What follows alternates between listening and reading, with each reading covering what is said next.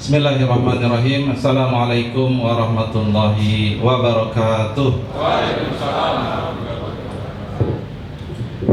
Workshop di Balai Rum pasti menunya rendang. Habis makan rendang, malamnya makan durian.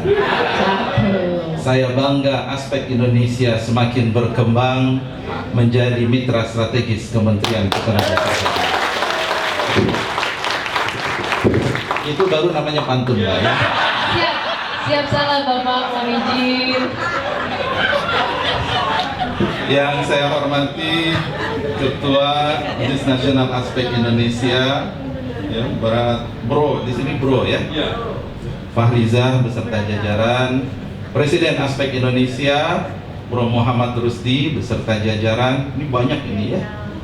Teman-teman dari Kementerian Ketenagakerjaan, Bu Dirjen, Bu Indah Anggur Putri, Regional Secretary Uni Asia Pasifik yang diwakili oleh Ibu Alice Cheng, Direktur Uni Apro Commerce.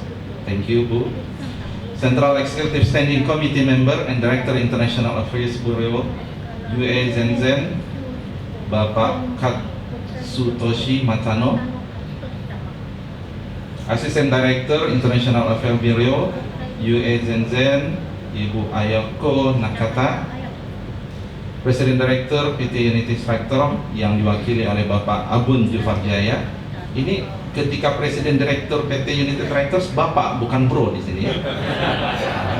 Bapak ya. Ketua Umum Asosiasi Pengusaha Retail Indonesia Bapak Solihin, teman-teman semua yang hadir di ruangan ini yang tidak mungkin saya sebutkan satu persatu. Pertama sekali kita panjatkan puji dan syukur kepada Tuhan Yang Maha Esa. Suatu kebahagiaan bisa hadir bersama teman-teman. Memang mohon maaf ya, beberapa jadwal mendadak gitu ya dan cukup padat.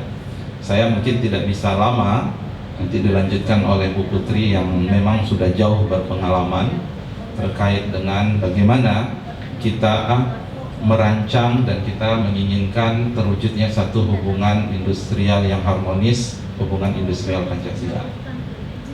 Tapi jangan lupa aja tadi menunya rendang ya. Teman-teman semua, memang ini menjadi tantangan kita. Hubungan industrial yang harmonis harusnya itu lebih mudah diterapkan di Indonesia karena kita punya DNA bangsa ini adalah ya Pancasila, gotong royong, kebersamaan, duduk sama rendah ya, berdiri sama tinggi. Kita biasa duduk bersila, siapapun itu tanpa terlihat apakah dia adalah manajemen atau pekerja, ya, kesetaraan, kemanusiaan yang adil dan beradab, ya, dan seterusnya dan itu adalah DNA kita. Ya. Dan ini memang sekali lagi kampanye kita bagaimana ada suatu kesatuan yang harmonis. Ya, tidak lagi kalau duduk itu berhadapan tapi saling mengisi, sampaikan oleh Pak Presiden tadi.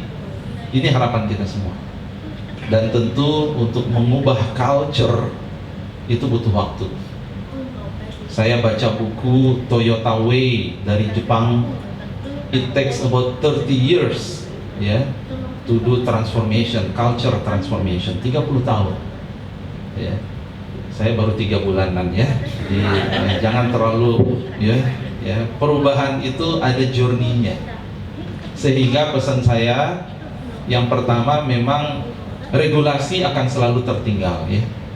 Jadi tidak akan bisa regulasi itu catch up dengan tantangan dan realitas. E-commerce, pekerja platform itu adalah sesuatu yang baru.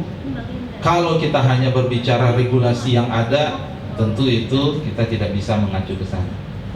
Kami mohon masukan nanti dari para peserta, lesson learn dari berbagai negara, dari Jepang, ya, mana yang kemudian yang masih bolong-bolong dalam regulasi kita, kami tunggu, gitu ya, masukannya. Ya. Di regulasi ada istilah terkait dengan pekerja platform, belum ada pasti. Artinya regulasinya memang kita harus ya sempurnakan lagi. Yang kedua, suatu perubahan selalu bicara journey. Jadi saya berharap tadi bagaimana teman-teman hadir di sini juga belajar journey dari para ahli. Saya dengar beberapa waktu yang lalu di Singapura misalnya, mereka butuh 4 tahun untuk keluar dengan sebuah regulasi yang kemudian itu bisa membahagiakan ya para pekerja platform. Tahun pertama mereka fokus kepada istilah ya, ini mitra atau pekerja sama sebenarnya. Kemudian masuk kepada jaminan sosial apa yang harus minimal diberikan. Sampai tahun keempat itu jaminan perumahan, ya, atau bukan jaminan ya, insentif bantuan perumahan. Nah, ini yang kemudian menurut saya juga perlu kita definisikan bersama. Ya, there should be a journey. Tapi tentu yang minimum, yang wajib requirement-nya itu yang harus kita penuhi.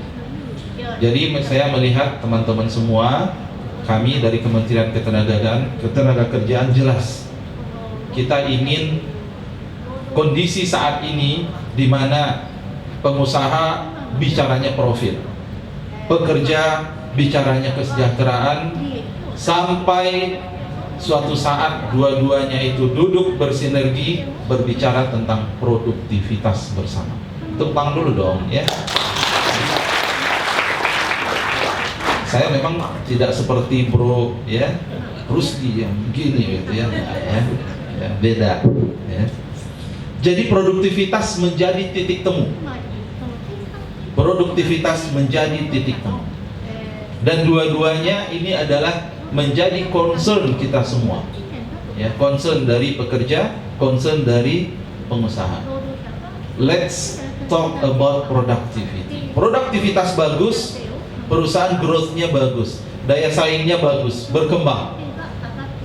Tapi kalau produktivitas turun, perusahaannya juga bisa collapse, kemudian ya malah kemudian bisa tutup perusahaan. Perusahaannya produktivitas bagus, berkembang, itu juga memberikan kesejahteraan. Sampai suatu titik kita minta bahwa harus ada pengakuan produktivitas itu naik hasil kerjasama dari pengusaha dan pekerja. Semua memiliki peran strategis untuk meningkatkan produktivitas itu. Sehingga sering teman-teman kalau lihat materi-materi paparan saya, kata kunci untuk mendapatkan produktivitas yang baik adalah pekerja harus direcognize, tidak hanya atau jangan hanya sebagai labor, tapi kemudian harus menjadi manpower dan kemudian harus menjadi human potential. Bagaimana kita bisa meningkatkan produktivitas dengan melihat manusia itu sebagai suatu potensi yang bisa dikembangkan. Jadi teman-teman juga harus berani suatu saat kemudian nanti berbicara tentang saya ingin memajukan perusahaan, bagaimana caranya? Nah, saya dulu belajar banyak dari Toyota, sampai sekarang itu masih menjadi bahan kuliah di perguruan tinggi di Indonesia. Bicara terkait tentang quality circle. Quality circle itu Indonesianya gugus kendali mutu ya. Siapa yang ada di gugus kendali mutu? Para pekerja, 7-8 orang duduk bersama memikirkan bagaimana bisa memajukan perusahaan. Itu dahsyat. Kemudian yang sama pengusaha dalam kopi sorenya mereka mengatakan bagaimana kami bisa memberikan lebih kepada pekerja kami. Itulah yang ingin kita wujudkan ke depan. Amin. Amin. Sehingga ya terjadi hubungan industri yang harmonis, itulah yang kita inginkan. Ya. Jadi Bapak dan Ibu, ini adalah tantangan kita semua, dan semoga acara pada siang hari ini memberikan manfaat dan kita bisa belajar banyak ya dari para narasumber yang akan memberikan banyak hal, tentu pencerahan, lesson learned kepada kita semua. Terakhir ya, ternyata 10 Februari 2025, sekarang tanggal berapa? 13 ini sudah lewat 3 hari ulang tahunnya Aspek Indonesia katanya ya. Nggak ada kue ulang tahunnya Pak Rusdi Bungso ya.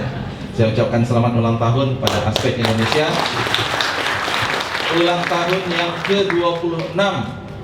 Berarti sudah siap buat dinikahkan berarti. Enggak ya? Itu kan udah usia nikah itu 26 tahun ya. Artinya sudah besar ya, secara usia harusnya, kemudian secara organisasi juga sudah lebih mature, siap berkolaborasi. Nikah itu siap berkolaborasi dengan entitas apapun yang ada di negeri ini, siap berkontribusi untuk bangsa ini. Saya doakan tadi semakin berkembang dan semakin berkiprah untuk bangsa dan tanah air tercinta. Mungkin itu yang bisa saya sampaikan. Nanti Bu Dirjen yang akan lebih banyak mengurai hubungan industrial Pancasila yang sudah didefinisikan itu seperti apa, dan kita bisa diskusi di sana.